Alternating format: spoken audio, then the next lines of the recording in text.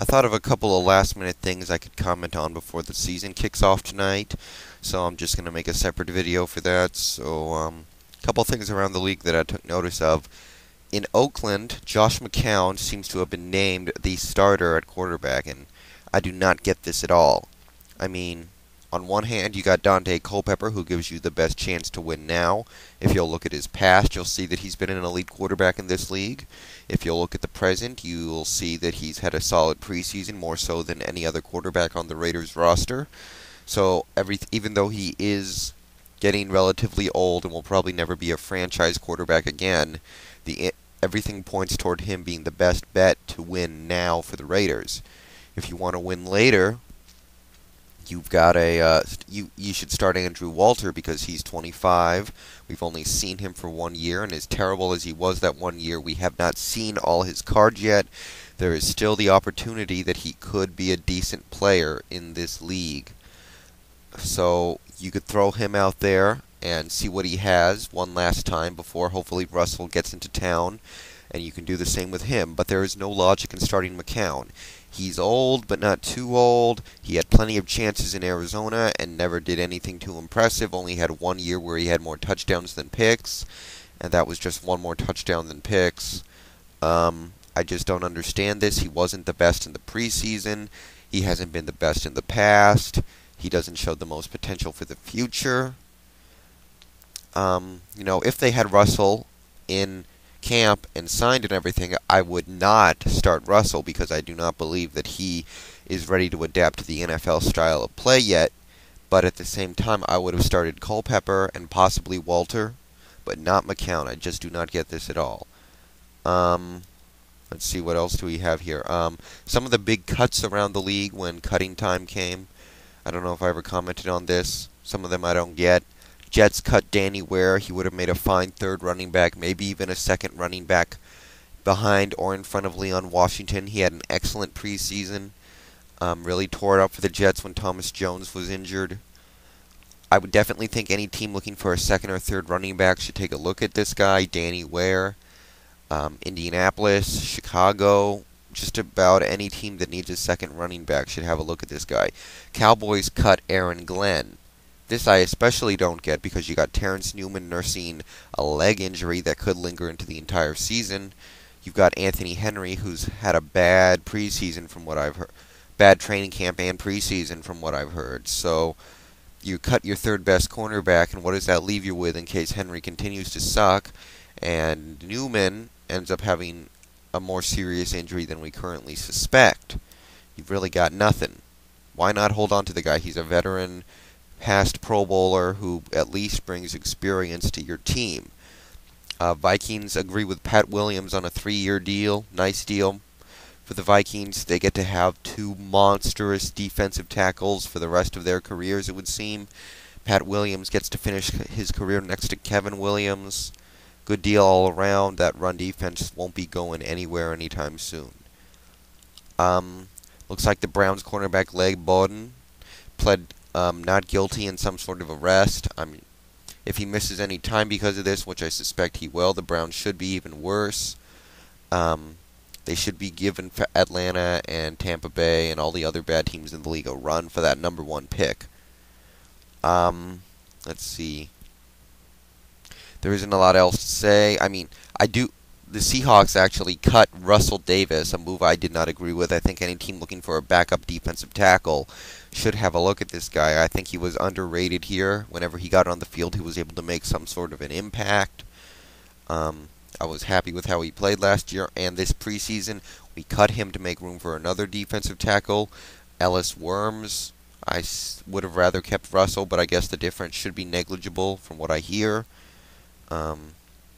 So that concludes all the moves we've made right before the season starts, trading for Alvin Pierman for a third down running back and backup special teamer, trading for Jason Babin for another defensive end to be part of our rotation. So any team looking for a backup defensive tackle, like, I don't know, maybe the Titans, should have a look at Russell Davis, in my opinion, because I think he's a solid player. Rashae Caldwell got cut by New England because they had plenty of wide receiver depth, and Moss is finally getting back on the field and may or may not play on Sunday. I think any team that needs wide receivers like the San Francisco 49ers or the Minnesota Vikings should pick up Rashay Caldwell. He is remembered because of one or two bad plays in a clutch situation. He had a solid season for New England last year. He only dropped one pass out of 100 targets, more or less, from what I recall from a stat I saw once. He's not a bad player. So definitely have a look at this guy, anyone who wants. Speaking of New England, Samuel may or may not play as well. We already know Seymour and Harrison are out. I probably said this before, but the Jets are still an interesting upset pick to me. There weren't a lot of other big cuts out there. I would say that, like, for instance, what's his name? Najee Davenport in Pittsburgh. I was surprised to see him go. And any team that's looking for a power back or a spelling back should have a look at him because he's got talent that never really had a chance to be realized because of injuries. Yeah, that's really about it in terms of cuts. Actually, earlier cut that was recently signed, Jeremiah Trotter was signed by Tampa Bay to a one-year deal. I do not get this either. He's too slow to play in the cover 2 defensive scheme. He's only really good for stopping the run now. He does not fit what the Buccaneers want to do on defense with their cover 2 scheme. And with the cutting of Sheldon Quarles, it looks like he's going to start, so I'm not sure I understand that. Speaking of middle linebackers, Al Wilson and Sheldon Quarles still in free agency, so those are two other good players that are still in free agency for any team still looking for some last-minute talent to squeeze out of the league. Actually, Aaron Glenn was recently picked up by Jacksonville to be the third cornerback. I think that's a good signing. Okay, that's really all I gotta say. So, you guys ready for some football? I'll probably maybe I'll make a video after the game tomorrow. More than likely, I'll probably make my next video after Monday night's action. Also, keep an eye on the milestone tracker I posted a while ago. It's now on my little comment box on my profile.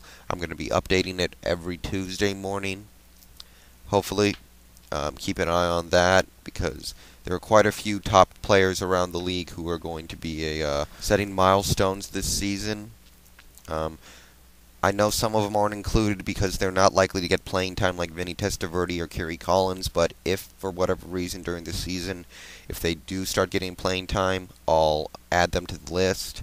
Also, some players that have not been signed, like Stephen Davis, have not been added because until they're signed, I don't really want to put them there. I'm also probably missing some defensive players because I couldn't find like top 50 tackles or top 50 sacks lists. So if anyone can supply me with those, I'll be happy to add as many players as I can. Offensively, I think I did everything I could, but we'll see. Also, sorry about the Fantasy League once again. Quickly go join some ESPN Draft Lobby leagues because I don't know what happened. I must have misscheduled the draft and not paid very close attention. So unless you really like the team that got auto-picked for you, or you're okay with how the league is set up right now, go find something else. And to expand on what Tiki Barber said about Tom Coughlin, he claims that he would still be on the team if it wasn't for Coughlin not getting fired. I don't understand what he's doing. He's taking shots at Eli Manning. Now he's taking shots at Coughlin. In the past, he's taken shots at Michael Strahan. He's just really trying to, you get the feeling that he still wants to be on this team because he wants to affect them as much as he can for whatever reason. We'll see how that might affect the team because on top of that, they also have another year-long retirement party. I fully expect Michael Strahan to make the fact that he's going to retire at the end of this year known, and it should provide the same amount of distraction that the Tiki Barber retirement provided last year. We'll see how they deal with that this season. That's all I gotta say, so I'm out.